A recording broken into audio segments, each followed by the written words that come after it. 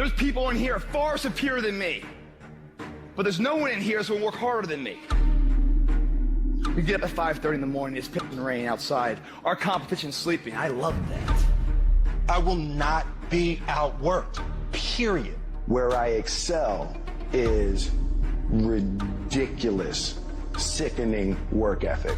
While the other guy's sleeping, I'm working. While the other guy's eating, I'm working. Talent you have naturally. Skill is only developed by hours and hours and hours of beating on your craft. The commodity.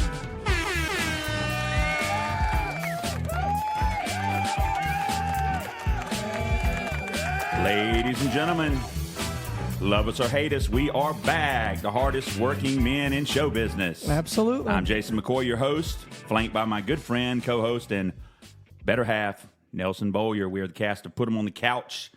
Nelson, what's up, man? What you been up to this morning, man? We're getting a late start. Yeah, it was a long morning for me. I had a graduation at Cape Fear Community College. Oh, very nice. What was that about? Anything? You learn anything? It was, the same tale of woe. Same thing you always hear at every graduation. What's that? Just work hard, be inspired. Rise and grind. Rise and grind, the nobility of hard work. Yeah, complete and utter bullshit. Come on, man, it's a graduation. Yeah, it's a wonderful. What are you, a cynic? It's a wonderful celebration of effort. It's a wonderful celebration of stick-wittedness, isn't it? Yeah. Except, how many billionaires, Nelson, do you think work harder than you have throughout your life? None. How many millionaires do you think have worked harder than you have throughout your entire life? Half of them. I don't know. What would it take for you to work harder? I don't know. I don't think I could work harder. Why not? I think I'm tapped out. Tapped out. And see, that's what I'm going to argue today on the show, is that hard work, right, love it, hate it, believe it or not, is based upon something real. And it has boundaries. And these boundaries relate to both how much time you have to put in the work itself, which is a very consistent throughout time way in which hard work has been measured, I would argue, is time. And then the other part of that is leverage. And I'm going to argue that we don't talk about leveraging our effort nearly enough. It's blind instinct. But now it is Cree coming back. Cree with a left hand. What's keeping these two guys up? A tremendous closing moment. Here comes Balboa back, but the champion back with another left. Get away from him. They're getting it, I don't know. A right hand. It's Cree. Hard work, Nelson. I think we should define it before we go any further. What do you think? Yeah, sure. Absolutely. So I was reading an now article. You were saying before we get to that, you were saying that there are boundaries to it, right? Yeah, I just meant like... Are there benefits? Yeah, there's benefits to hard work. I think it's necessary to put in hard work or put in work, but I don't know that it's sufficient, right? Because again, we think about all the people that have worked very hard throughout their lives and still ended up, well, poor, miserable, distressed, defeated. I think about in my own family. I think I've probably worked the second hardest, Nelson. Who's hardest? My youngest brother, Justin. Yeah. He's put in the most hours. He's come the closest to killing himself on a job. He's cut himself many times as a chef. And I'm not sure, but I'm pretty sure he's never made more than half the money I've made in one year. And that's interesting. Again, I know that the payoff for hard work isn't always defined as how much money you make, but I would argue to the extent that you can make money, you can buy yourself free time, time to enjoy life, buy yourself meaningful opportunities, buy yourself I don't access. think, obviously hours don't equal paychecks because we have different salaries for different hours, right? That's a good point as well. You can work 12 hours at $10 an hour and do some hard work, put in more hours, but somebody else could work 8 hours at $500 an hour. Looking at you, lawyer. Yeah, so doctor. So the boundary, right? There's a boundary there. Yeah. So what is hard work? So define it. I was going around the internet looking for things, doing my own research as I do, and I found a pretty interesting article on Psychology Today. And this guy, Theo T, Dr. T, he wrote an article entitled, "Are You Working Hard Enough? Whether you think you do or you don't, you are probably right." And I thought he was going to give me some, sage advice or some clarity on this issue of hard work and resilience and grit and determination. About halfway through the article, he said, look, I don't even know what the definition of hard work is. And as most social scientists, or any scientist for that matter, might tell you, we can't really get anywhere without first defining things. I'm sure even in your field of political science history, you need to first define things. So yeah, always. He went into the dictionaries and he found words that were attributed to the word hard. And as you might imagine, words like difficult, exhausting, distressing, complicated, relentless, impossible, statistically improbable were among the most common. Then he also looked up the word work, which implies effort, activity, energy expenditure, producing results, exerting influence, incurring change, and burning calories. Now, I don't know about you, but when you put those two words together in kind of Mad Lib style, pick your poison, none of those two column combinations are inspiring. In fact, they're absolutely distressing. They're a turnoff. They make me nervous, Nelson. Yeah, difficult activity, distressing effort, statistically improbable to incur change. Like, that's scary to me. So I think we first have to agree that maybe there's no universally accepted notion of what hard work is. All right, but, well, but let's start there. Let's just assume that you got to expend energy. Let's go from Dr. T to Mr. T. All right? Okay. Because let me tell you what I know about hard work. It all comes from Rocky movies. All right. Have you ever seen Rocky 3? Right? I have, and boy, have I been inspired or motivated when that music starts man. playing. So, and he's in the Eye of the barn Tiger, punching the no, that's Rocky hams. 4. Okay, No, that's okay. No, actually, that's Rocky 1. Yeah. And it wasn't hams; it was cows. Get your Cows. Rockies Okay, right, yeah, man. whatever. Get your. Do you, He's do you punching need the disc side set? of beef. I have He's the running. disc set. He's running in that 80s That's number. gray jogging suit. That's number 1. Number 3, Mr. T. Right? Tell me about Clubber Mr. T. Lang, man. Clubber Lang. Did he work hard? He did. He was determined, man. He had the eye of the tiger, right? He really wanted it. And so he worked for it, and he worked for it, and he worked for it. And then Rocky announces his retirement. He comes up and is like, dude, I want my shot. Like, I want my title shot. Gotta get back in the Gotta game. get it. And Talk about perseverance. Talk about grit. So Clubber Lang confronts him at his, like, I'm going away press conference. And Rocky's like, oh, no, I'll fight him. So, his coach is like, dude, Mickey's like, you're going to get waxed. Yeah. You don't have it anymore. We don't have the hunger. Yeah. And so...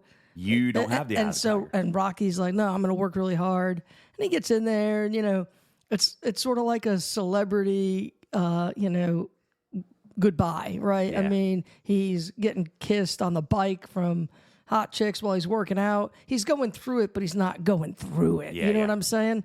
And so he gets waxed. He wants to come back, and that's what he's got to find. He's got to find that eye of the tiger. He's got to be in the gym, So live in it's the got gym. to be literal blood, sweat, tears. No sleep, no time to eat, But no time for I friends. think the reason that movie hits for people, Yeah, and tell me. it was a very bad '80s movie. Let's be frank, right? Like all Rocky movies after 1 and 2, they're not very good, but Right. they're eminently watchable. Yeah. So I think the reason they connect, It's a good story. it is a good story, and there's a value in this idea of, I mean, Rocky the character comes up from nothing. He's a bum from Philadelphia, right? Like Rags to riches story. rags to right. riches, and it's because he worked. It's because he was hitting that beef, because he was in that uniform, because he's drinking eggs at 4 a.m. So where do we think that came from, Nelson? This I don't idea of know. rise and grind, this idea that I might be outdone, but I will not be outworked, right? You might win, but I promise you, I'm going to come back. The comeback's going to be even better than the first time around. I think it kind of comes from the top down in a way, right? I think it's a way to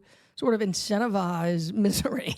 To be like, hey, you too, you can make it if you drink those Yeah, it eggs. sounds at almost 4 a.m. pathological, but it's there's definitely some philosophy in there, isn't But there? I'll be honest, I've kind of bought Sisyphus. I think about Sisyphus, right? My I've bought God, into it. What did this guy do? He would roll the rock up the hill just to see it fall back down and then roll it up the hill again. People ask Sisyphus what that he was Yeah. doing. And I mean, what was that, right? He was passing time. He was working hard, but he was getting nowhere. Right. The Red Queen and Alice in Alice in Wonderland, Lewis Carroll's famous tale, right? They're racing, and Alice is putting in the effort, man. She really wants to win the race. I don't know that the Red Queen is working that hard. And at the end of the race, Alice realizes, oh my God, despite all of this energy expenditure, despite all of this will and grit and determination, I have gone nowhere. Well, I mean, think about it. It's ingrained from childhood, right? The tortoise and the hare. Yeah. There's no friggin' way that hare should lose. Steady Steady Just Eddie, stay baby. at it, never give up, Exactly. never quit. Yeah. I mean, you see it with everything, especially these Instagram influencers, right? David Goggins comes to mind. He's the freaky guy that was like an ex-Green Beret or Navy SEAL or something. There's a bunch of those guys doing really well, by the way, on TikTok and Instagram. But what is their message every single time they come on for 60 to 90 minutes? Work hard, I'll die. I'll leave it all out here. I'll die before I get outworked.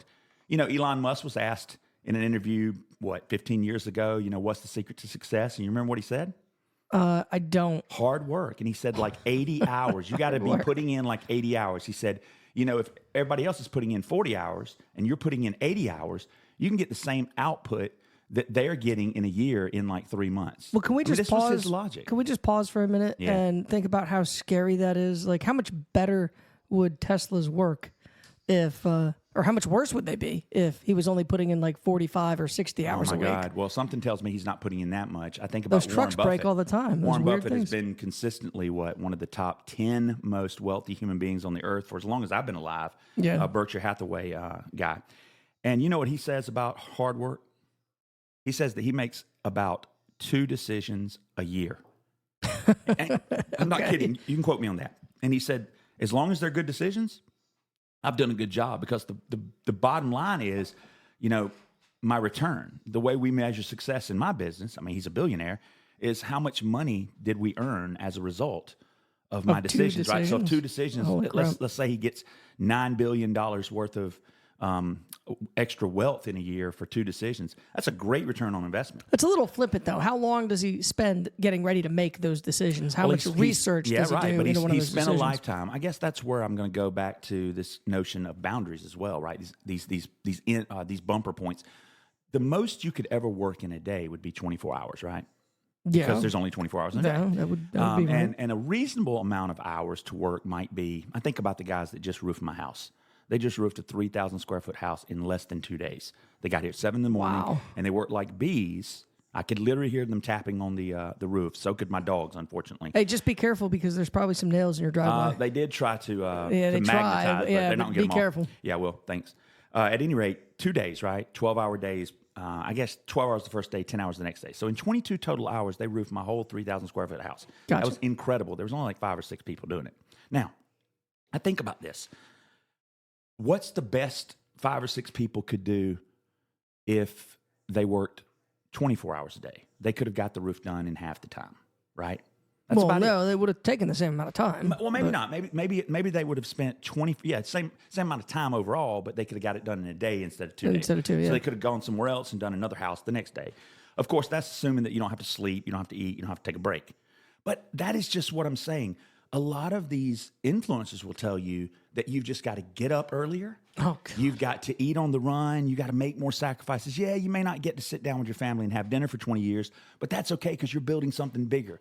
The only way to do something important or impressive or extraordinary is to do something that nobody else is doing, right? Yeah, Nobody else is doing. yeah. Well, again, my problem is, no matter how many hours you want to work, you can only put in 24. And reasonably, 12 is about, I think, the limit, because you've got to sleep, you got to eat, right? So if you got to sleep, let's say 5 to 8 hours, you got to eat for about an hour a day. You may want to take a 15-minute shower. You don't have many more than 12 hours each and every day. Well, and I'd also argue that the longer you work, the less effective you will be. Well, that doesn't even take into account a lot of things about how tired you will be, how ineffective you'll be if you don't get downtime. But again, it's just silly. It's just a myth at best, and it's just absolutely disgusting at worst to tell someone the reason they're not making it is because they're just not working hard enough. Hey, I want to take a break, and when I come back, I want to continue this conversation and also get into what I know about hard work in a college classroom. The amount of gurus and influencers and whatever who want to brag and say, no one can outwork me, I'm the best in the world. So many people outwork me. I still make more money than them. There has to be something else. One of the things that grinds my gears about a lot of the people that I see on Instagram, that you probably see too, is this whole no one can outwork me mantra. First off, it's objectively false, because many people, A, outwork you today, B, outwork you in the past, C, you haven't met everyone, and D, it doesn't fucking matter anyways.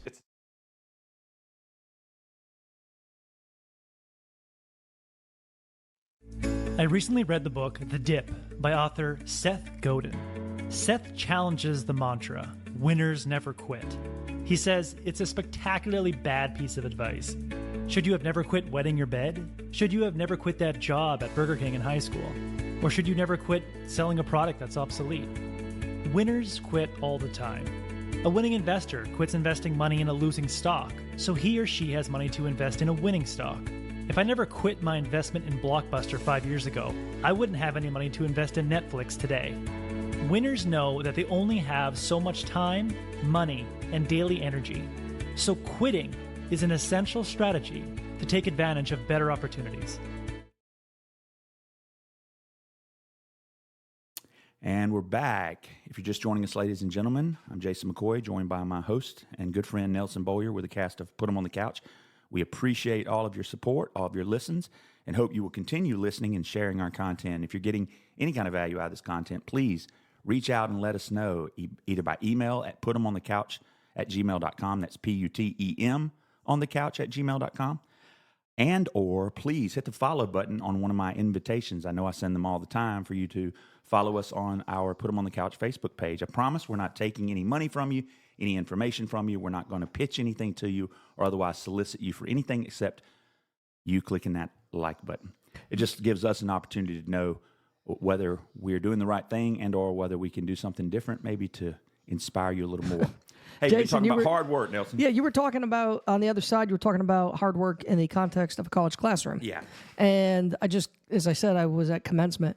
The commencement speaker actually mentioned that 1 year, she was, attending a community college. Mm-hmm. She had a baby on Thursday. Oh, wow. And was back in the classroom on Monday.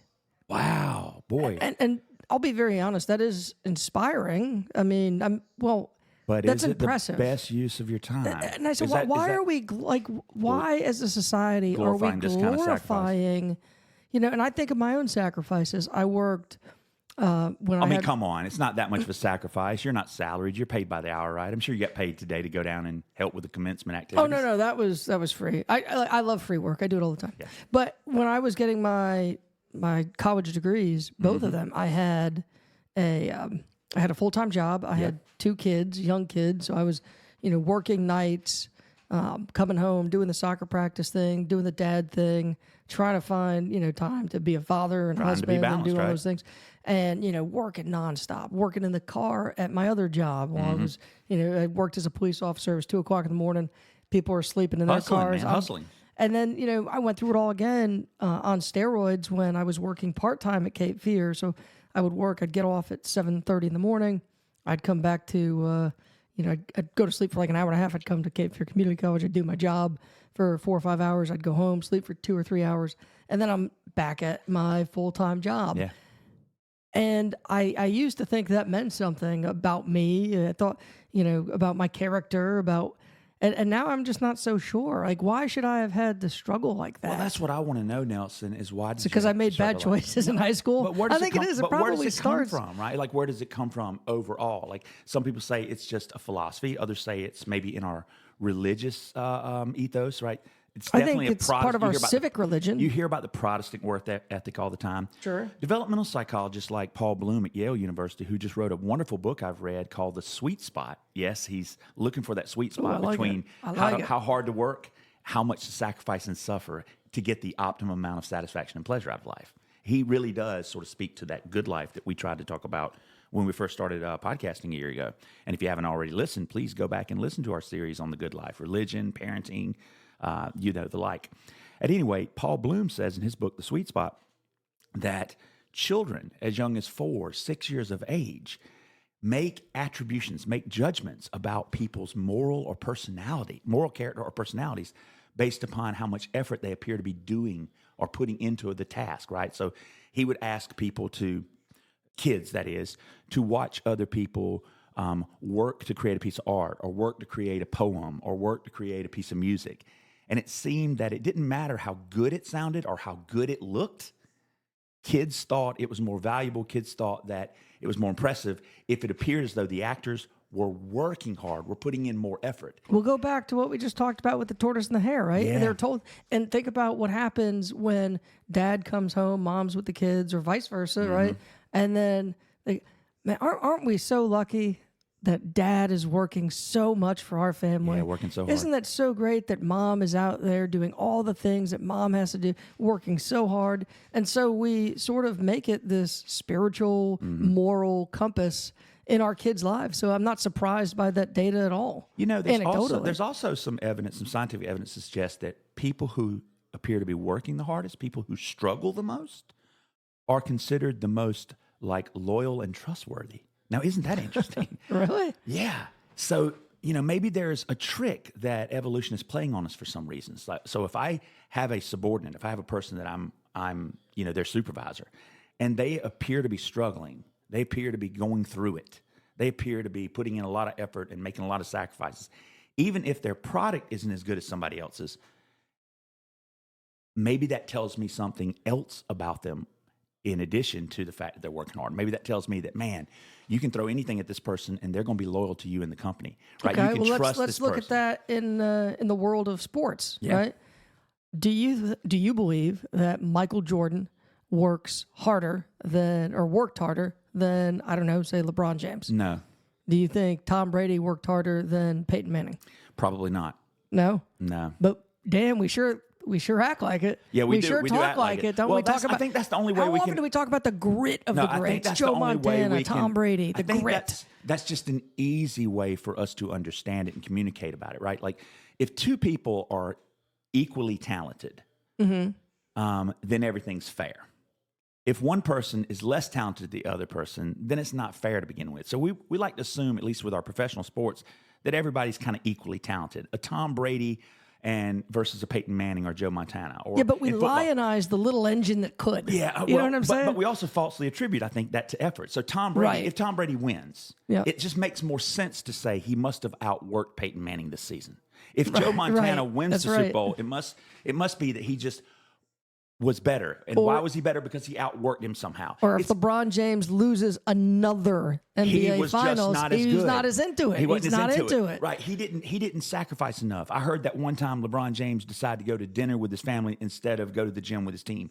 Kobe Right. Bryant was the worst about this, right? I mean, it's exciting and inspiring, but at the same time, it would probably burn you completely out to be a Kobe Bryant. This guy would go to the gym 3 times a day if his team was going twice, right?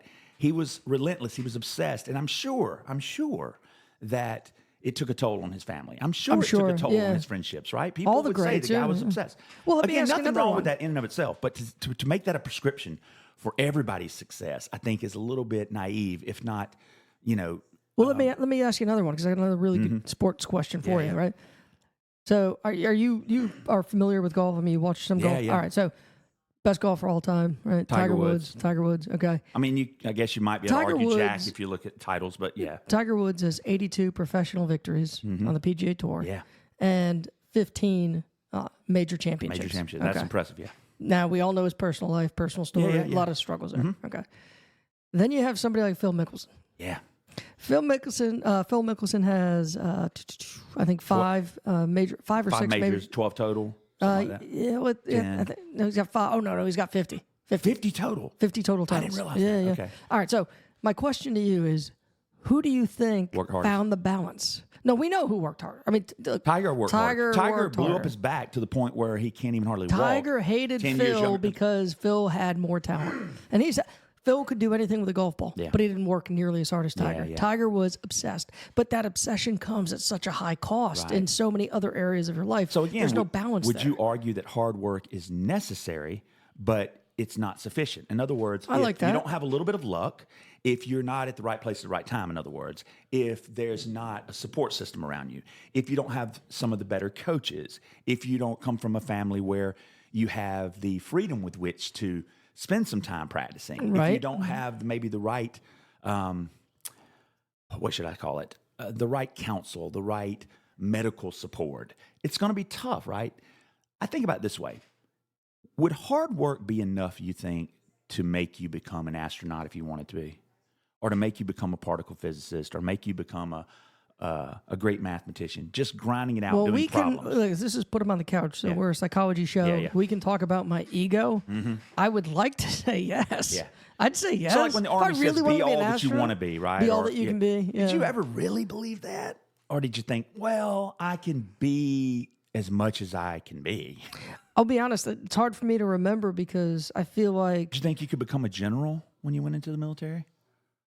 I was 19. Of course, I Or thought I was. I president? thought I Or was when a you general. started when you started Yes. running for local office, you could become the president one day. Yeah. Or what about you thought One you could day. become a Harvard professor once you started at the community college teaching? No, but only because I don't want to do that. And when you put the first Band-Aid on your kid, did you think you could become a surgeon? No. That's just it, man. I think we we believe that we can be anything, and really what we can be is all that we can be, right? We're like these rubber bands. We're born maybe a certain size rubber band, and you can stretch it probably further than you're ever going to stretch it before it breaks. But it will eventually break. And somebody with a thicker, maybe more flexible rubber band they're born with has more potential. And maybe they don't work as hard as you do, so they never actually can outperform you. But if they did put in the effort, they would. I mean, I could train the rest of my life. I could have trained all my life and never made it to professional tennis, right? I could have outworked. I thought you were pretty good. I was pretty good. Good enough to, like be a D3 college player good, but not good enough to ever go on like a pro tour to be top 100 in the world. There's no way. Yeah. Not even a D1 scholarship could I ever. Yeah, not every. You could never work to be the top 100 at anything. Right. So I mean, you can work and you have to work, but you not work alone. You can't go from nothing to top 100 just based on hard work. And I think there you and have that's it probably right true with surgery. That's probably true becoming with a billionaire, economics. becoming a millionaire, Absolutely. becoming the CEO. Sure. Yeah. And but it seems almost malicious to tell kids too early that, hey, hard work doesn't necessarily pay off, that you got to have a little bit of talent. So you need to go home and take a long, hard look at your family and see what they've accomplished, see what kind of genes they have. Look at your medical history, look at your ancestral history.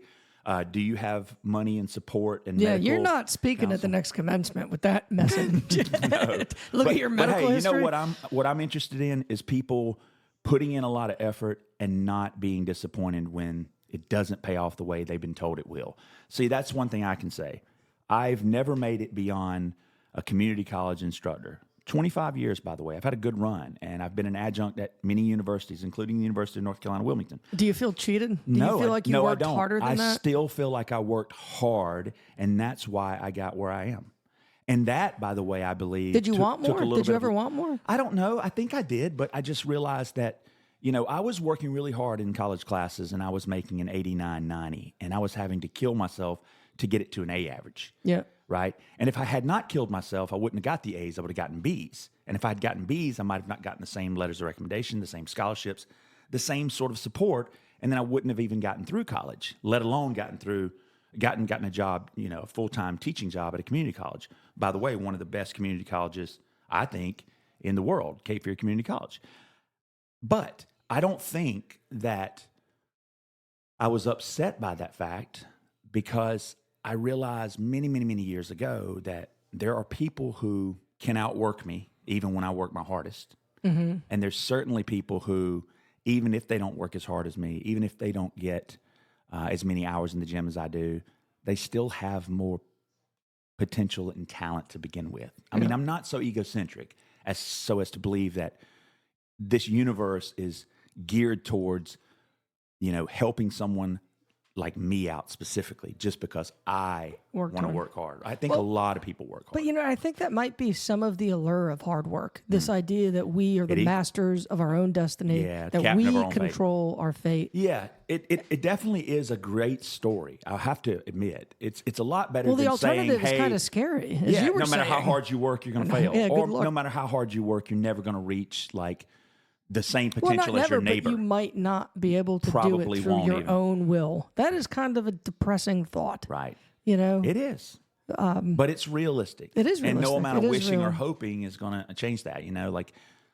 It's a great thought that Santa brings all the gifts for Christmas. But so maybe, and we can talk about this after the break, but maybe instead of focusing on how much we work and how hard we work, maybe we should focus on what we're getting out of it and the joy that we might be supposed to take. So the meaning and value we're putting into it and getting out of it. Yeah. Yeah, let's do that on the other side. And we're back, ladies and gentlemen. If you're just joining us, I'm Jason McCoy alongside my host and good friend Nelson Bowyer. We're the cast of Put 'em on the Couch. And again, we really appreciate you for listening today. We're talking about hard work and grit and determination and stick-with-itness, the rise and grind. Throughout history, many, many, many greats have attributed their success, Nelson, to hard work. There's probably no world leader. There's probably very few successful billionaires. That is not true. George W. Bush proudly proclaimed that he was the embodiment of what any C student could become. Yeah, but most people, Trump included, right, were the best. In fact, apparently Trump could have been a Major League Baseball player. I heard just recently that. Are you freaking kidding me? I heard just recently him say that He was the best baseball player in New York. At least one of these great coaches told him that when he was in high school. I had no idea. Probably because they wanted daddy's check. Hey. They're trying to get him to sign up for a travel team. I said last segment I wanted to focus a little bit on the classroom and what hard work meant. Yeah. Let me at least touch on that, and then we'll talk about a couple other things as we get close to the midway point, by the way. When I am in the classroom teaching, too often, the students come to me with questions, concerns. And I don't just mean the questions of, what did you say? Can you repeat that? Or can you give me an example of that? Or when is this due? Those I would consider really good questions. No, they give me questions like, how can I make sure that I make an A in your class? How can I make sure that I get an A on this test? What do I need to do so that I can make an A on this test? And I say to them, I don't know. In fact, I say sometimes, what do you plan on doing? They say, well, I'm going to study hard. And I might say, well, that's good. And they're like, well, how hard do you think I need to study? I said, I don't know. It really depends. And they seem really frustrated by that answer. And what is it? I realize they want to know specifically how much effort they've got to put into something to get in the order result to get they a want. certain result. Yeah, and so the idea is that if I just want something badly enough and you tell me how hard I've got to work to get it, then kind of like a transaction, it should just happen. And I want you to know, when students do fall short, after admittedly working hard, studying hard, sacrificing, coming to class, asking the right questions, doing all the stuff that it seems like the syllabus tells them to do, they do often still make a B or C or even a D. Mm-hmm. Only occasionally will one make an F from working that hard. And they are very upset, very distressed, very flabbergasted. And they want to know, how could this happen? Right. How could it be that I worked this hard Yeah. and still didn't get what I wanted? And what I say to them is, it's not enough to just read your chapter over and over and over and over. It's not enough to just come to class over and over and over or ask a bunch of questions. Your effort has to be focused. Your effort has to be smart. You've heard the concept of work smart, not hard. Oh, yeah. So there's a whole field called learning science. And I'm hoping to get a colleague and online friend of mine named A.R.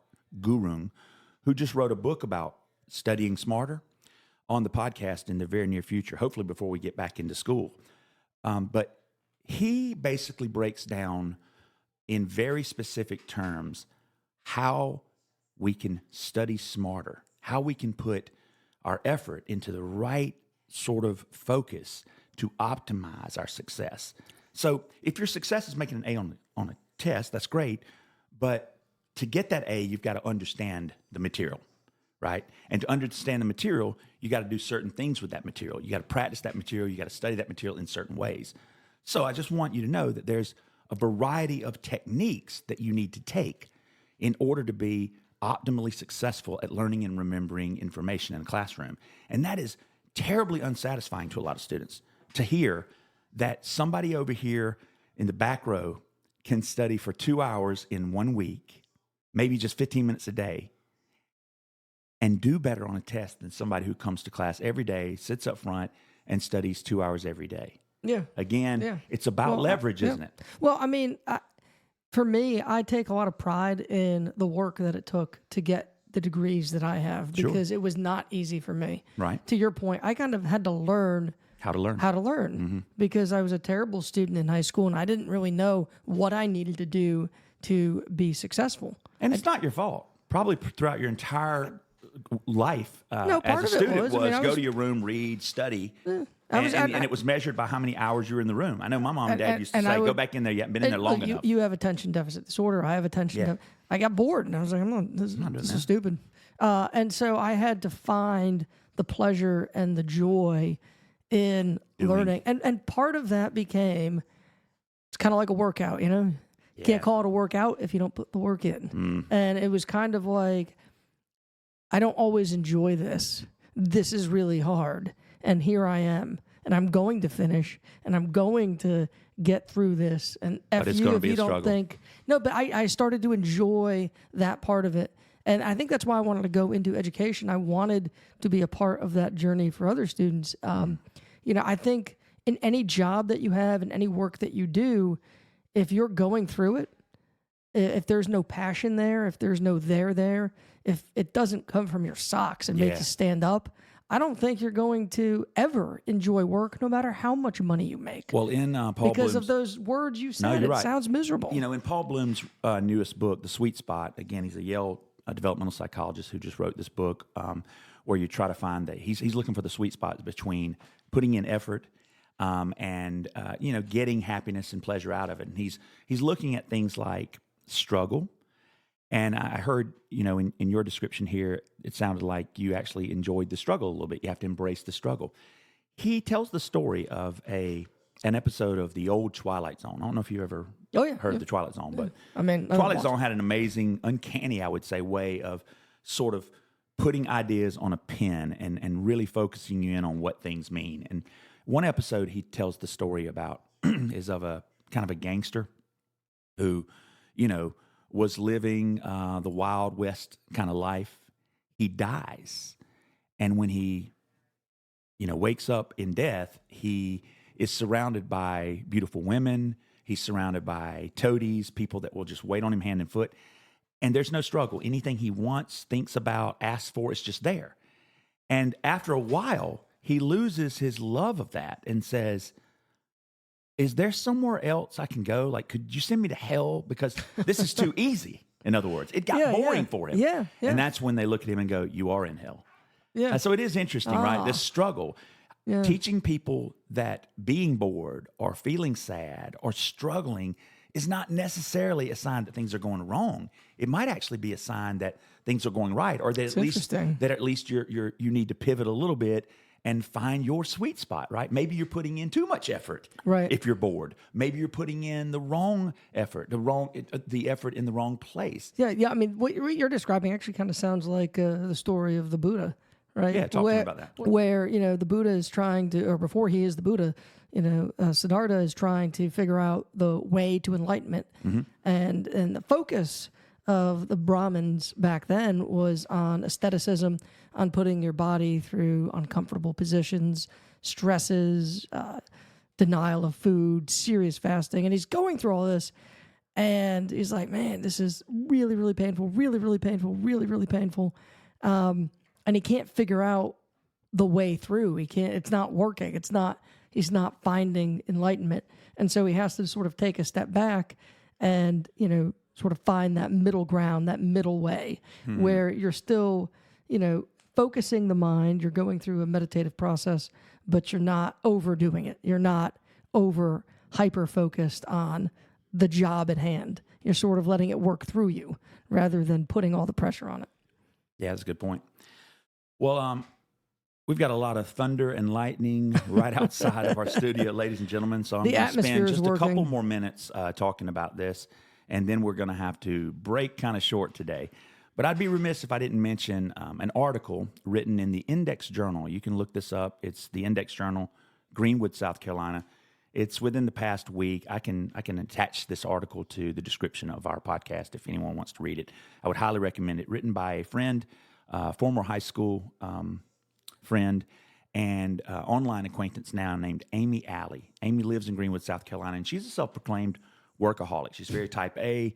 She's busy at everything. She's busy with children, with yoga class, just busy. And she loves it. And she is a big fan of the show. She listens all the time. In fact, she calls herself a super fan, which I think is really cool. So she sent me an article that she recently wrote about, doing hard work. And she said she's heard her entire life basically that you just need to stay with it. You need to keep going. And if you're not succeeding, you need to just double down, grit your teeth, and push. Yeah. And the only way you can basically fail is if you give up, right? I mean, I've heard that my entire life as well. But she says, admittedly, sometimes it might be better, sometimes it might be more wise to give up, to quit. Yeah. To just sort of cut your losses and say, you know what? This ain't working. And I'm not going to spend the rest of my time running my head into the wall. For whatever reason, this is not working, right? I don't have the right support. It's the wrong time. It's not what I'm really passionate about. I don't have the talent. And she says, there's nothing wrong with stopping and pivoting and trying something different. Yeah. Just being somebody different. Yeah, it might and even so be what's more wrong with that? might be right? more courageous than the. Oh, I mean, we're always taught to glorify, keep going, keep going, keep going. You know, I'll go But back to to what Rocky. end, right? Dude was 31 years old when he got a title, or 30 years old when he got a title Who shot. wants to wait that long to get a title shot? And it was dumb luck. Yeah. It was dumb luck. That's how we got it. It was Lady just, on the trampoline this morning. I don't know if you've been watching the Olympics. Oh, but yeah. 33-year-old lady Saw her. from Great Britain. Yeah. Just won the gold on the trampoline. And boy, was she good. But I was thinking to myself, 33 years of trampoline. took her 33 years to get there. And the only reason, or possibly one of the only reasons she got there was luck. The Chinese girl, who was most certainly going to do pretty well, who fell, unfortunately, might have knocked her out of that gold. Wow. We don't know. I know. Isn't that funny? So again, kind of dumb luck. She gets there. But what It certainly story is takes a she lot going to of- tell herself, she's gonna right? say, Like, I and did it. I did it. Hard work, never give up Hard attitude. work, never give up. And again, we have to remember that, yes, it's possible that through hard work you can get there if you have the right talent, if you have the right support, if you have the right attitude, people around you, right? But for most of us, we don't have all those other extra things. And so this notion of just putting in the effort, just not quitting, might not always be enough. Well, Jason, maybe that would be a really, really good commencement speech. Instead of getting up there and telling them, never give up, put in the work, maybe we should tell them, these students who have just achieved something very impressive through hard work. Yeah. It's okay to give up. I will say this, I'd be remiss, one more time, I'd be remiss if I didn't say something about politics. I know that some people don't want to hear us talk about politics, but I'll wrap it up with this. Yeah. When Joe Biden was obviously losing this presidential reelection just a couple of weeks ago, come out and did that terrible performance at the debate, people were saying he didn't have it, right? Even if he wanted to put in the work, he didn't have it. And I was wondering, well, what about all the surrogates? What about all the other people that could have come out and supported him and could have come out and worked for him? And I was reminded that, yeah, there was a lot of that going on, right? But it just wasn't inspiring enough to get media attention, right? That there were a lot of people, most certainly in these states, especially swing states, doing that work, feet on the ground, hands on the doors, knocking, shaking hands, doing the events, trying to help Joe Biden. However, the day he comes out and says, I'm giving it up, I'm stepping away, and I'm going to endorse Kamala, she comes out, and what do you notice? She has basically tied or gone ahead of Trump in most of the swing states. A lot of energy, a lot of inspiration. They're saying that she got more money from first-time contributors than any presidential candidate. She got, $200 million she's raised in a couple of weeks already. She got $71 million in 24 hours. And you wonder, how is this possible? And I would argue she's not outworking anybody. Her surrogates aren't outworking anybody. But like a match, she has basically sparked other matches. Right. And That's right. so the focus now is there. The most successful thing I think the campaign has done is getting the guy from Minnesota, the older gentleman, governor from Minnesota. Tim Walz, yeah. Tim Walz on the air. Yeah, he's great, man. He got on He's the air great. not that long ago and said, I don't know, man, these people are just It's weird. weird. Yeah, it works. And what do you notice? connecting. That hashtag weird is trending. It's one word. It is. And that's all it has seemed to take. Like the thing that they've done better than anything they've done in a long time is that they have sort of encapsulated sort of their opponent with one word, weird. Yeah. Well, And it seems to be doing quite well. I'm not saying it's enough to get you the presidency. no. But boy, has it basically allowed them to sort of really focus their Well, energy. look at the number of people who have volunteered. It's because it's not just money. People who have volunteered to 170,000, work for something that they 160. believe in. So, and I did want to mention that too, because I hear that all the time. That Outwork. Yeah, we just got to outwork them. Got to They outwork got to them. knock on more doors, right? Got to spend more money. Got to raise more money. Both campaigns, the Trump campaign and the Harris campaign, Yeah. I promise you, Are raising a will lot of money. work. And They they're will both raising a lot of money. They will call door. They will make phone calls. They will knock Send doors. emails, absolutely. They will canvass. They will do Print everything. T-shirts, make memes. They are all going to be working, and one will win and one will lose. And are we to are we to say one of them divide from outworked? that No. that one worked harder than the other? I don't believe that. But was one of them more clever? Did one I of mean, them that's- make better decisions? well, like you were talking I about think with so. leverage, right? Yeah. Who- That word how- weird is a good leverage, right? That's a good And you leveraged the guy from Minnesota, a state that, by the way, you probably wouldn't have even known you needed unless it were for Joe Biden possibly losing that state. Yeah, it's crazy. Right? The reason Tim came out there was because they were worried that Joe Biden was going to lose a state they had in the bag. Yeah. So Tim Walz comes out and starts talking, and that one word has been really, really seminal, hasn't it? It's resonating. Yeah, it really is. resonating. I mean, and again, I don't want to sort of chalk. well, no, because when you can use in politics, when you can use a new phrase to describe something That's that people have easy already to remember. seen, Yeah. in new language, Yeah. people Yeah. instead of threat to democracy, people tune that out eventually. Yeah. Not But that it's not true. But it's kind of cutesy, right? Weird. It hashtags well. I like it fits it. on T-shirts. I like it. And honestly, I don't love it as a psychology person because it kind of because implies it's the opposite that of normal. Yeah, and right? it implies that normal is better. I know I what don't you're really saying. want to be normal either. And don't get me wrong, I like the concept of weird, but I don't know that I'd want to be weird if I were running against someone for a political office. Well, as we wrap up here, another aspect of work and politics, right? I have heard many times Vice President Harris referred to as a DEI vice president. Oh, yeah, yeah. Right. And I really hate that idea. 'Cause it sort of feeds into this idea of like how hard you have to work. DEI means like don't have to work, Don't have to easy, work. and inferior. Right. That you just got this job because you are black. And I feel Through like no effort. I feel like that's sort of the message of this anti-DEI crowd on the far right is like They're worried that you're not working for it. that you're not working for it, and that You didn't the earn it. only reason, you didn't earn it. Didn't earn it. You didn't DEI, make right? It. Hey, I You get- didn't yeah, I've earn heard it. that. Ooh, Didn't earn I it. never. I think I'd heard I'd that never before. heard. That's Yeah. pretty good.